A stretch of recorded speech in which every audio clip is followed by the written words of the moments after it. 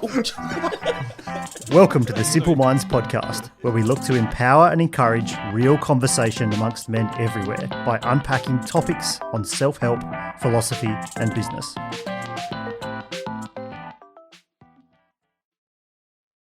Welcome to the Simple Minds podcast. Good afternoon. My name is Justin Bourne, and today I'll be your host. I'm welcomed by the usual crew, minus one this week. We are welcomed by Matt J. Hannum. G'day, Justin. How are you? I'm great. You welcomed or you joined? He's flustered. I'm welcomed. Flustered. I'm joined, and I'm flustered. And Kanye, thanks for that. G'day, buddy. How are you? Why are you blushing? I'm nervous. And Haydo. Ahoy, hoy. Welcome, lads. This afternoon, I have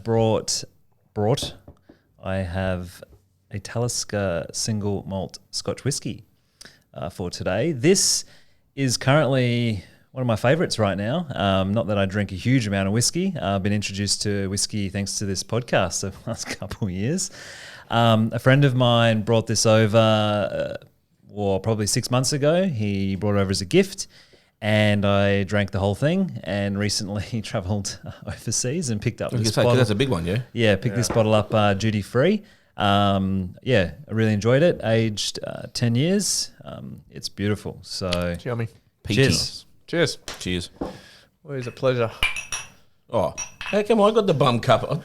I suppose you get the crystal. He fucking changed it around on us. He sure did, and why not? You got a double pour for it. You got a double pour, but we got the crystal. That's right. Everything tastes better in crystal, even water. You can, you want the crystal bottle? I'm not drinking out of the bottle. Swig straight from the glass. Today, I'm going to introduce the topic. I want to talk about tough conversations and why they don't need to be so tough. I really hope that this afternoon we'll explore, having these tough conversations and really provide some insight and maybe even encouragement or that little nudge to go have that tough conversation that you've been putting off for a while. So today we're going to talk about, some of our own experiences, some of the tough conversations, and a couple. I'd like to explore a couple tips to prepare yourself heading into these. And the reason that I want to talk about this today is that I felt, particularly in the last 12 months, I've had a handful of really tough conversations. And maybe I have had in the past, but it just felt like this year was kind of the pinnacle of hitting, getting smacked by these, which was clearly, wanting to show me. It's not the pinnacle, just so far. So far. Correct. And obviously every single time it gets easier to do it. And the first few times it's really tough. And, I think every single time you have one of these, you really grow. And generally the stress leading up to these tough conversations really eats away at you and puts a weight on your shoulder. And it kind of, I don't even know why this is I'm having a tough conversation right now. No. So generally these conversations, we build up a lot of stress and anxiety, over them. There are a lot of things that we don't want to say. There are things that we put off, and we leave them for way too long. Over the last kind of month, we did a course, which was a bit of a self-development course over 5 days, and I learned a lot about myself, others, and what's going on, and that gave me a lot of power heading into these conversations. A couple of the ones that I had to have this year that, for me, up until this point, were the pinnacle. Were that earlier in the year I had to let go of a couple staff. I had to make them redundant due to business challenges. And for anyone who's had to do that, it was like daunting. I lost sleep over it for the first few days. In my head, I played around with all the possible responses that could happen. I was playing out every single scenario for days on end, and Just felt like there was the world on my shoulders. And then, funny enough, when I went into it, it didn't go as bad as what I thought. I felt so relieved after it. It just it was shit in the moment, don't get me wrong. And anyone who has to let go staff can understand how tough that can be. But, it really, and I had to do it again actually like 2 months later, but it was a little bit easier, still really tough. And it's nothing that you really want to do.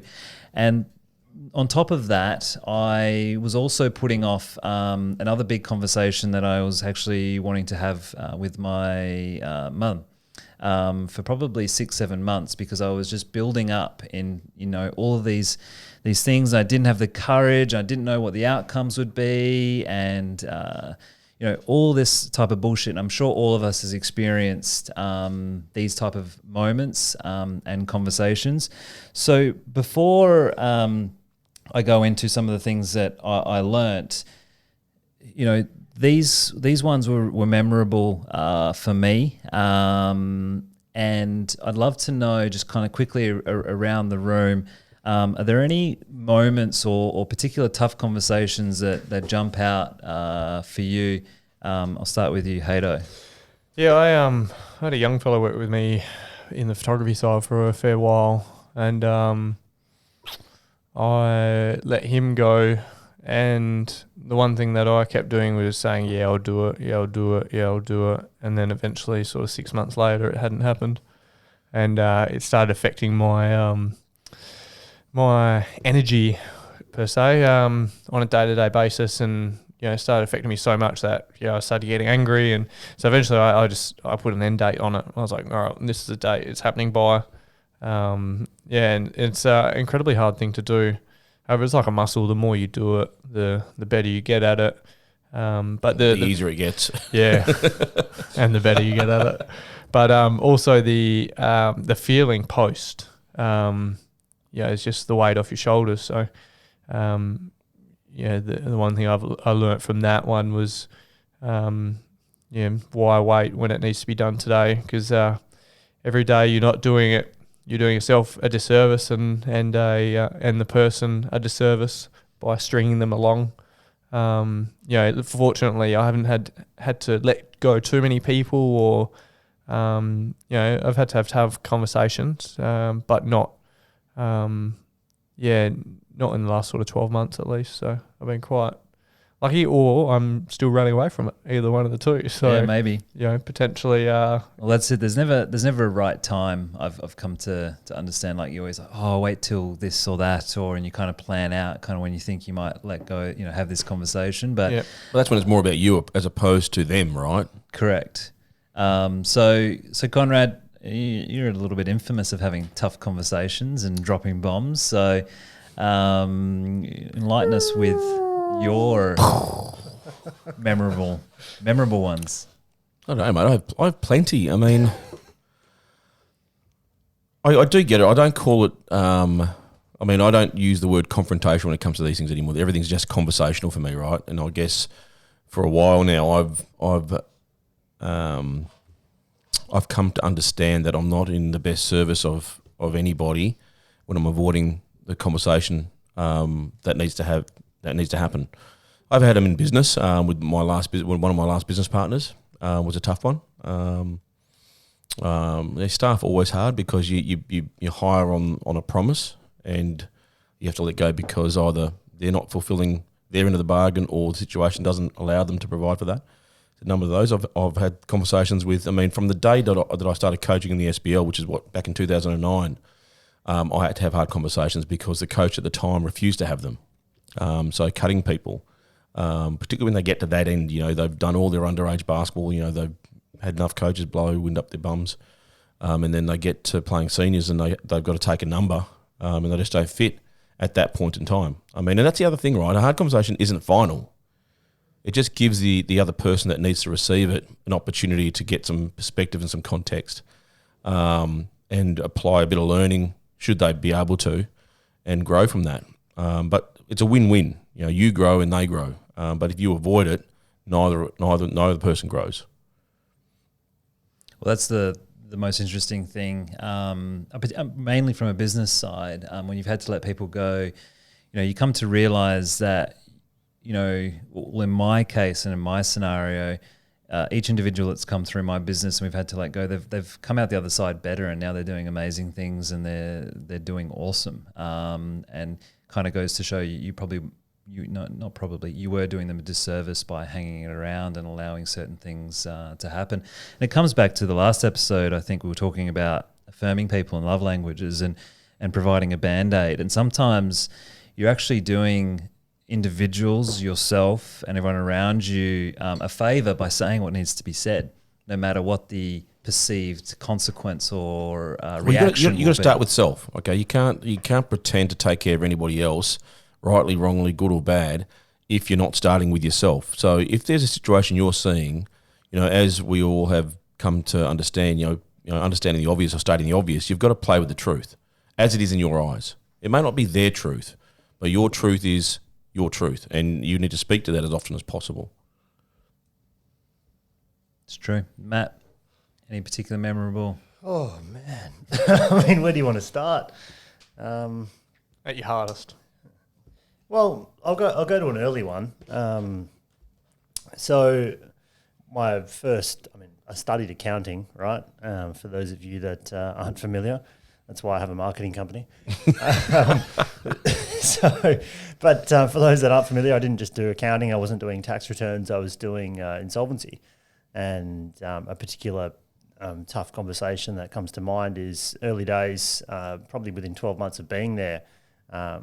Very quickly in insolvency, you're sort of helping and overseeing and on managing by yourself companies that are going bust or whatever's going on. And I remember having to go out to Welshpool, which is a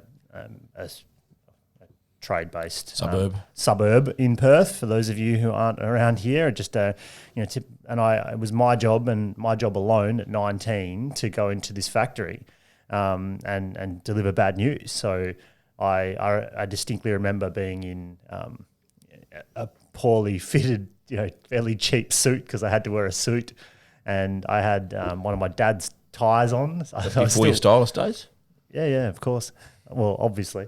And I had one of Dad's ties on, and I was 19, and I had to go in and tell a whole company's worth of employees by myself, which was about 30, 35 people in the room, that they weren't going to get paid their superannuation for the last sort of 10, 15 years. And their jobs were gone, and that was that. And I had to do that by myself. And at 19, you understood superannuation?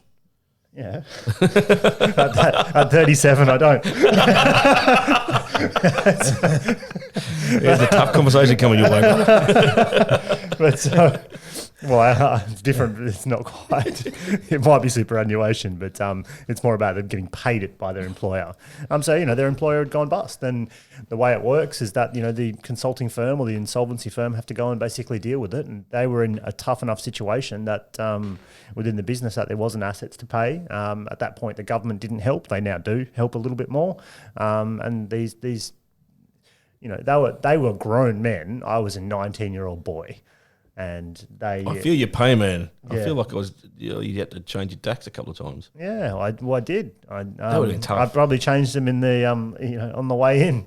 But it's pretty early to learn that kind of conversation though, because that's a hard one to have at any stage. Yeah, that's crazy. Well, I guess the reason why I also raised that, and I delivered it, and I think that not that I had a clue what I was doing, but I think they could understand that I was respectful enough, knowing that I was only who I was. But I was just a messenger of the situation, and they weren't happy, but they didn't turn on me, and I was able to at least deliver it with the humility. At 19, that was fine. But I guess I think they were strategic in sending you in, by the way. Yeah, no, it was me. We were given these sending companies. the white meat. It was my job. This whole company was my job, and the other side of the company, I was still trading. It was a multi-million-dollar operation that was my responsibility, and there was no one else behind me, apart from to sign a few papers and do their other stuff. So there was no choice. But I think the point there is that was tough. And, many, many years later, any of those conversations, like letting someone go, and I've had to let a lot of different people go in my businesses and in other businesses, you can do them and they're a little easier from process, but they never feel good. They don't get any better at all. They just continue to hurt. And when you don't have that structure, like you say, Hayder, when there's no time frame, I've often found myself, I should have done that weeks ago, a long time ago. Now I've just got a lot better at going, right, that's the decision. Okay, I need to move on that quickly. Otherwise you'll chew yourself up in the process. And so, more of late, what do you do now heading into these potential tough conversations? Or how do you prepare for them? Yeah, I mean, very quickly, I think you form a decision very quickly. As soon as you open your mind up to the awareness, to the truth of what the situation's like, and I've done this with staff, so I think I'll know, but then I haven't stopped, really looked at it, and as soon as I look at it, I go, okay, that's got to happen. So I'll usually just formulate a bit of a plan and give myself a deadline, and usually structure that, like call a meeting or do something so I can't really find my way out of it, and be very specific around what I'm going in there to do. And I've still had to do them recently. There's always tough conversations, as Conrad said in, I think we talked about in the last episode, the current workforce is, and I guess society is a little needier in the sense, and that might not be the right word, but what little? It might not be the right way to put it, but like we've got we're more entitled, we have higher expectations, and a lot more of it. It used to, back in the day, I was talking to someone recently who's currently in a partnership arrangement, and they have some staff, and the older partner is like, they get paid, they should just do everything, they should just do what we tell them.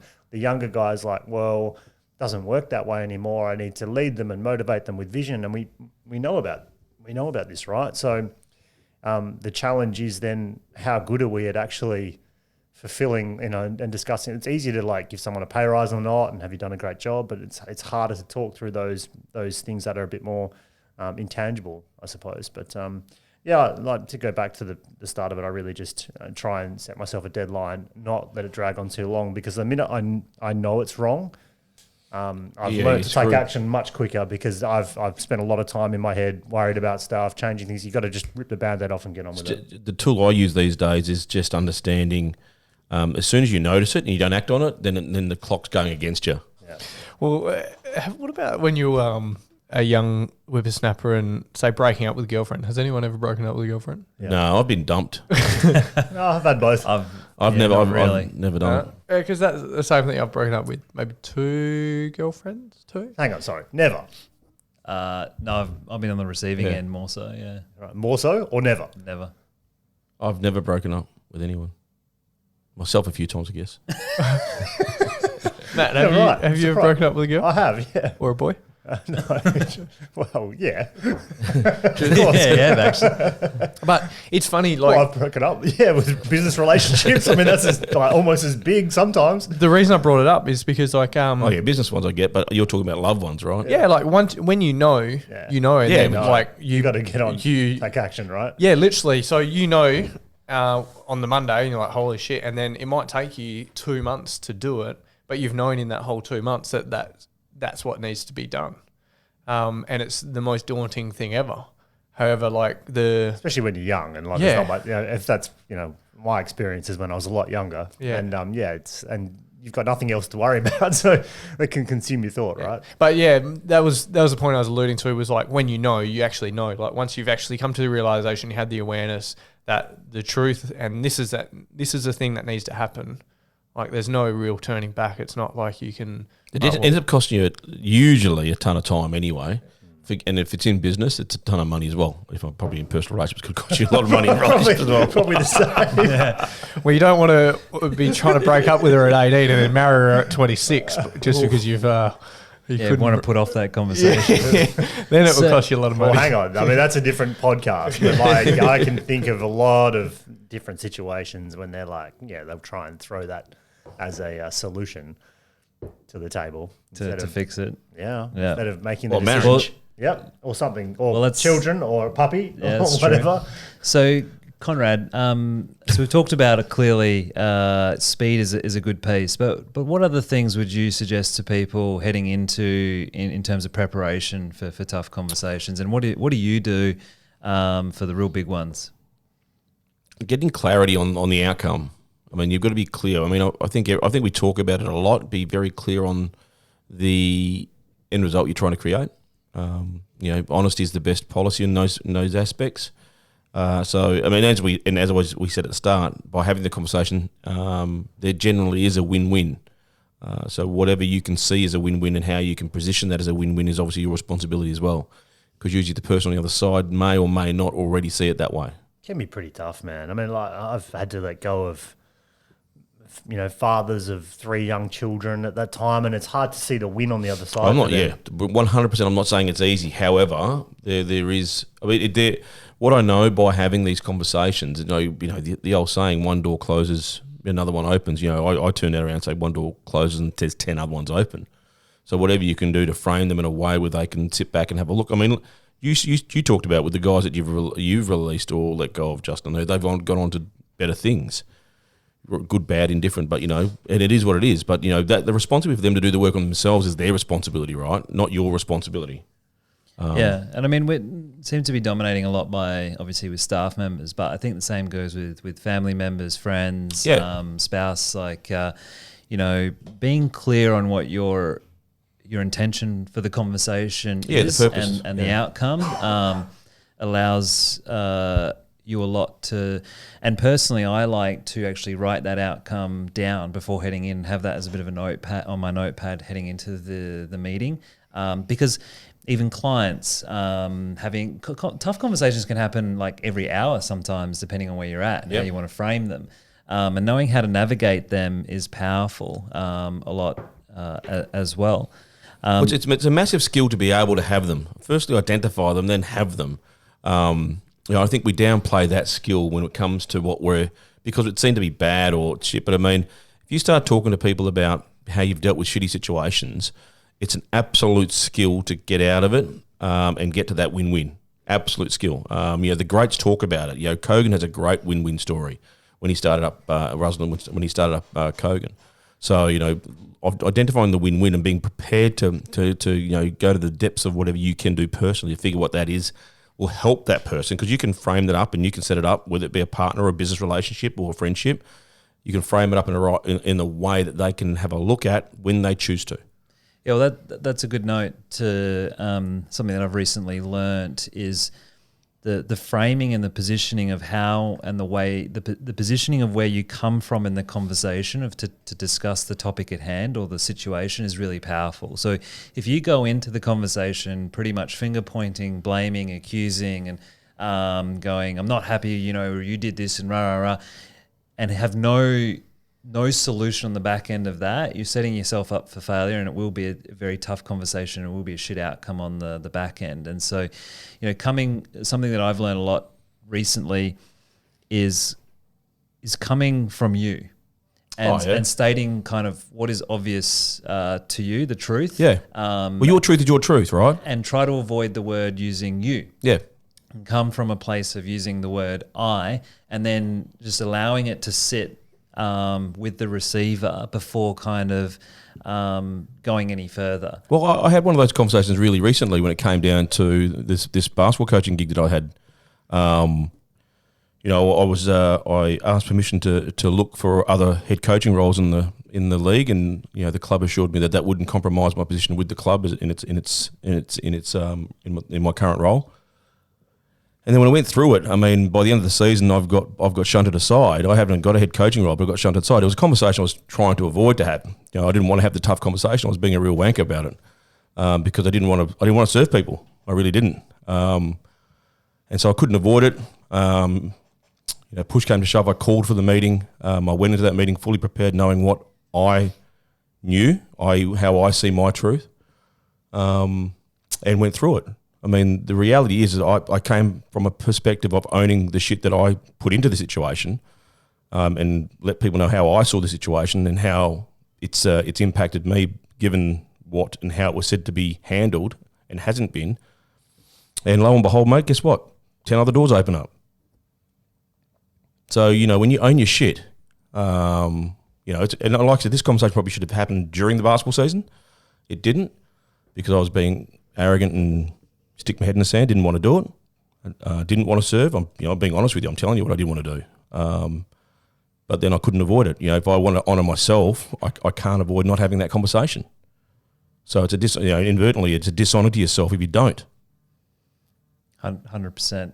I mean, that's where I came across, I can't reference the quote and I'll have to look it up, but the stress is not the conversation itself. The stress is the build-up into having the conversation and not having it. So, you end up doing yourself a disservice by not having the courage to tackle it. And, yeah, it's hard, but the quicker, obviously, you can get to it, the better.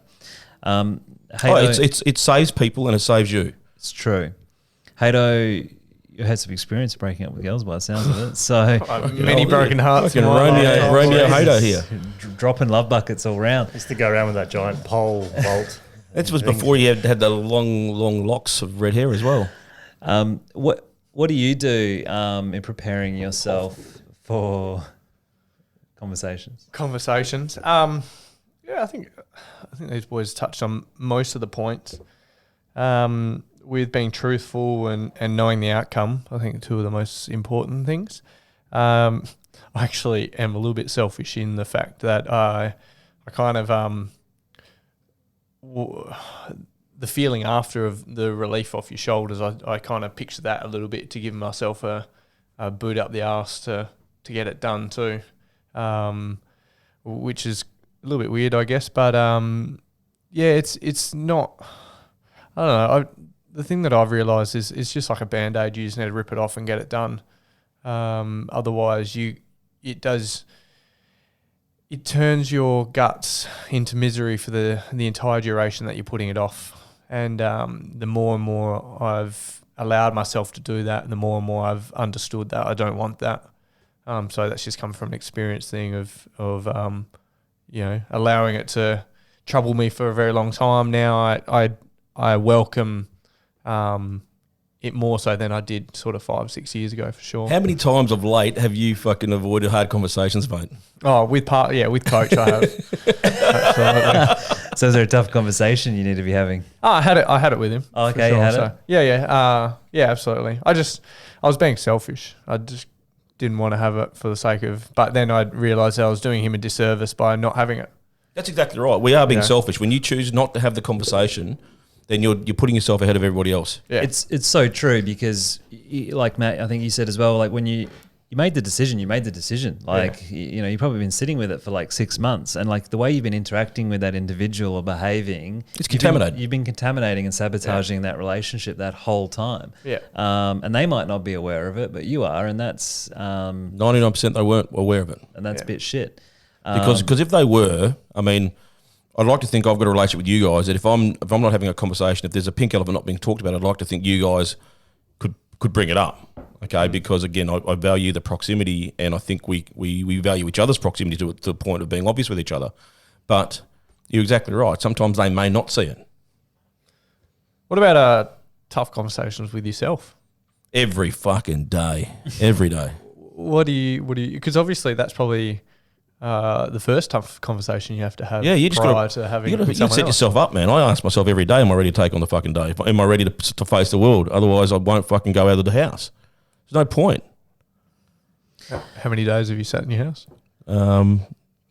10 years, 300 and in the sleeping bag. I think no, I'm out of the sleeping bag. Oh yeah, nice. I think with the tough conversations with yourself, Summer. I think you need a primer. think you need a primer with the tough conversations with yourself, meaning that generally someone else needs to see your bullshit, and you've got to be willing to receive what is being given to you, because we get externalize it. Yeah, and it's not something I want to go down too much, but I agree with that having tough conversations with yourself is extremely powerful. And that's really the only way you're going to be able to have the external tough conversations as well, is by doing the work on yourself, because that's really been the only reason that I feel like I'm getting more comfortable and have more power heading into these. Well, you can't have some conversation with anybody else until you're prepared to do it with yourself. This is the same shit, mate. You've got to be able to call your bullshit, because not having the conversations, you're bullshit again anyway. And that's what gives you almost a sense of calmness heading into some of these conversations as well. Because if you know, so recently, as of last week, I had a really big client conversation that was building up. And I had to, there was a lot of things going on, and long story short, I was called into the office with all the bigwigs that I have had no direct conversation with, because I've been dealing with a couple people down the chain. And shitting, not fully shitting myself, but I did all this type of prep work. I did the end result, the end outcome that I was doing. I had drafted up a couple emails that probably wouldn't have been well received if they hit sent. I lost one on the plane, which probably was an act, no coincidence there. Good omen. Yes. And it was good though, because it allowed me to get rid of my thoughts. And so even then, just kind of letting it out, maybe venting it in a different way, not at the individual first, just to explore your own feelings and to explore your own shit first, which is, I guess, having that tough conversation. But I went into this meeting knowing we'd done all the work. I knew the end outcome that I wanted, and I allowed them to communicate what they wanted to communicate. And then I came across this really cool technique that through a course that I'm doing, which has a bit of a formula. And the formula goes kind of, first off is in these tough conversations is that most people don't feel like they're heard. So if you can allow someone to feel like they've been heard, it really disarms the situation and really disarms a lot of the emotion and reactiveness that comes into it. So one of the techniques is essentially acknowledging what's been received, and then you state a feeling followed by why, and then the win-win solution.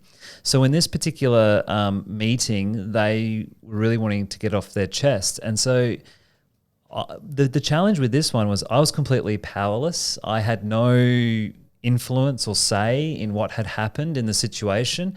So I took the responsibility of that. And so essentially I went into the meeting and I said, look, thanks for, letting me know about this situation. I feel for you and I acknowledge what's going on. From my point of view, I feel powerless in this situation to be able to have any influence on the outcome because of the structures X, Y, and Z that are set up. Moving forward, I think we should be able to do this, and that, and this will allow us to get to the outcome. And it was the most surreal meeting that I've ever been in, because normally I would have been like, I would have probably got worked up. I was anxious and all of that. And the individuals on the other end were so compassionate and empathetic afterwards that I was actually taken back. One of the ladies, one of the big executives turned around and said, you know what, Justin, thanks so much for coming in and explaining that, and that was really important for us, and was really almost grateful. And I've been using this kind of technique. The big conversation I had with my mum that I've been putting off for 7 months, one of those kind of ones where there was some stuff happening that I wanted to discuss. I did a similar approach where this is how I feel, this is what's going on, this is just the situation. And I think, like as you said, Conrad, it's what I've come to learn is you want to try and talk to the truth of the situation and not pass blame. The moment that you put them at fault, the walls are going to come up and it's going to turn into a debate and argument, and you're both not going to be able to get to the resolution. Because there's two truths that exist in every situation, right? And there is no blame. Blame is just an absent-minded way of handballing a situation. And the other thing that I also learned recently was not to give advice or recommendations, because if you do that, that's obviously coming from almost a very similar space, and that doesn't serve anyone either. You have to, and I think this is reinforced through the course, and some of your advice, Conrad, is understanding that it's just information. How the individual receives it is up to them. And if whatever they react or project back is on them, that's with them. And but that's psychology 101, right? And you don't have to receive that. And it's easier said than done. It's only taken, it's probably the last big conversation I had to really embody that feeling and realize that. Because in the past, I would take on a lot of when you can invite, and a lot of the times I work with people one-on-one, I ask them to observe what other people in their life are showing them in their troubling situations. What are you being shown by that person? And it takes a lot to get beyond that because your ego is really, really at play. When you get past the ego and ask yourself to be humble enough to learn and be the student, what really shows up is a lot of even the opposites of what's first seen. So it's really interesting when you start playing that game from a true depth of knowing. I'm glad you raised that particular example there, JB, because I think a lot of what we talked about before was when we've got the power in the position, or we're the one just delivering some bad news and we're holding back on that. Whereas the whole other side of the equation, I suppose, is when you don't have the power. So you went in, to a room where you didn't have the power and you were able to seek resolution. And effectively, you were able to seek and resolve the issue in that first meeting. And often many things can resolve in one conversation, but I'm also thinking of a lot of instances where it's not the case. In particular, I've had a couple of, going back to business ones, like business, let's call them business breakups, and I am fortunate to have only ever had a sort of girlfriend type breakup when we were very young and there was no challenges, but I can only imagine that something like a divorce of a family would be similar. It's not one conversation. And in my instances, one of them was we were involved in a series of investments and we had 10 different entities that we had to manage through various different problems. And when you're not communicating well, and when sometimes my end result of a meeting would be to almost just to have left that meeting, even if there was no result in the outcomes, but to have not ended up with someone just walking out. So use a mediator. And no, well, I know, but there wasn't. Yeah, use a mediator. Yeah, that's one way of doing it, but that wasn't where I was at the particular point in time, and I had to basically learn in that series of events to craft an outcome and just take little wins as I went and work my way through a process. And sometimes things can't be resolved in one situation. I could only assume that like a marriage breakdown or something would be very similar. And then you've got, the stakes are high. You're talking about kids, you're talking about assets, you're talking about all sorts of things that are important to you. And I think it comes back to the same sort of starting point to really know and understand what you really want or what you're willing to concede, what your truth is in the outcome, and you can just gradually work there. Because you can only be of true service if you're speaking your truth, because you're showing up to show them something too. Well, that's what was shown to me in this situation as well, Matt. Like as you said, I was on the reverse end, and I didn't want to say particular things throughout some of the early parts of the process. We were engaged by a client, so this is quite common for people who have clients, and we were engaged by someone else, and it was the end client who wasn't happy, and I felt like I shouldn't step on toes or I shouldn't say this or that because I'm going to upset these other people, and that's where I came across this great quote, which was kind of like, I was valuing the feelings and opinions of others over my own, which in the long run is never going to serve you or serve them. I think it's just sometimes knowing the best approach to go about it without blowing up the whole situation.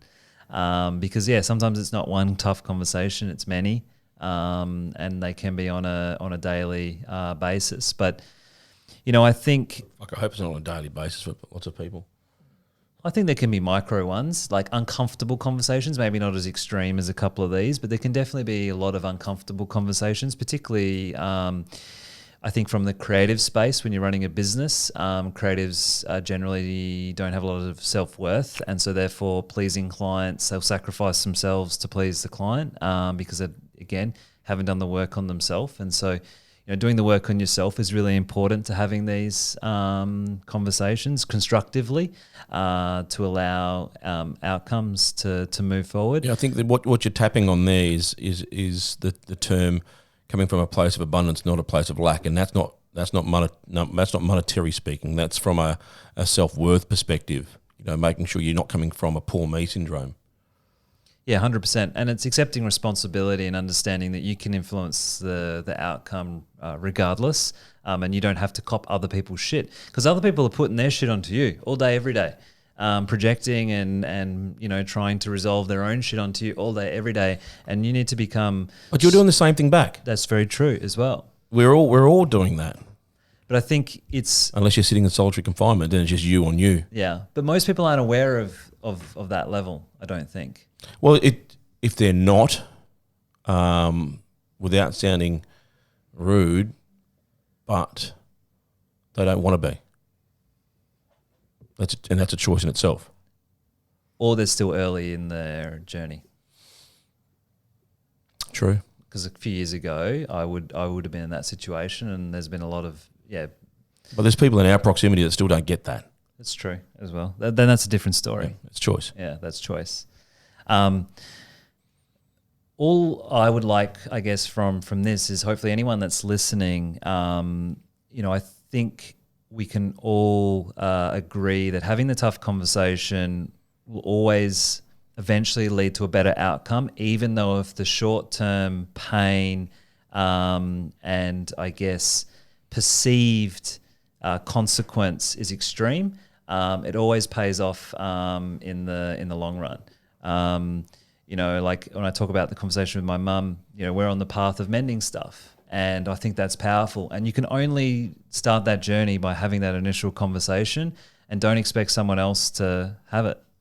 It's no one else's responsibility. Like I say to people all the time, if you see the rubbish on the road, you pick it up or you walk past it. If you walk past it, let the whole idea go. But then you can't stand for keep Australia clean. Yeah, 100%. So just quickly around, for someone that's listening, what would you say to an individual if they've been putting off a tough conversation? I'll start with Conrad because Matt's busy. Have it. Hato? Have it. Have it now. And Matt. Have it? I'll have it. I've already done it. With pickles?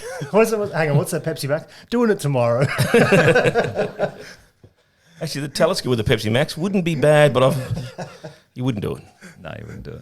No, just know the outcome, speak truth, and don't use buts. I love your butt. I fucking hate that. Use however. No, Jake. Just have the conversation. Yeah, just state what is true to you. Yeah. Don't overthink it. Write some notes down. Like that's what I've done. Imagine breaking up with a girl. Really I helpful. love you, but I don't want to be with you. It's not me, it's you. Oh. Yeah. You guys copped that a lot, didn't you? You too. Yep. I love you, but it's not me. It's not you, it's me. It's not me, it's you. Why don't you just say? I think I got called wanker a bit too. Well, yeah, that's still nothing. do. That's not Hasn't changed. Cool. Look, I hope there's some, that encourages someone to have the conversation. I think from the four of us here, have it if you've been putting something off. Have the conversation with yourself and just take the first step slowly but surely. The longer you leave it, the more damage and pain you're going to be in. The deeper the hole. The deeper the hole. Thank you very much for listening. If you made it the whole way through that. There was gold in there. Hopefully they did. But You had to mind it. Not mine it. You had to mine it. You do. Simple minds. Please subscribe and share. Send us a DM of a tough conversation you end up having. I'd love to know if we've incited any great conversations and the outcomes you guys had and girls. That would be amazing. Share it with someone who's been putting off a tough conversation. And until next time, see ya. Bye-bye. Champagne. Ciao. Thanks for listening to the Simple Minds podcast. If you like our show and want to know more, then check out our website at simplemindspodcast.com. If you like, you can even leave us a review on Apple Podcasts or share this episode with a friend. The Simple Minds podcast is also on Facebook, Insta, and for those that like to keep things formal, LinkedIn. So follow us there if you want to keep up with the latest updates from the show. See you next week.